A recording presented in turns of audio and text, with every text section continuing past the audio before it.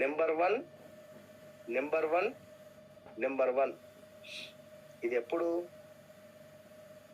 జనవరి 1వ తారీఖు ఎగ్జాక్ట్లీ, అంటే డిసెంబర్ 31వ తారీఖు, డిసెంబర్ 31వ తారీఖు రాత్రి 12 దాటితే 1వ తారీఖు.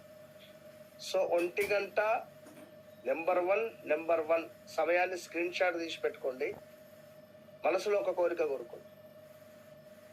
మళ్ళీ 1వ తారీఖు మధ్యాహ్నము నెంబర్ వన్ అంటే 1 గంట 1 నిమిషము, తెల్లవారుజామున 1 గంట 1 నిమిషము.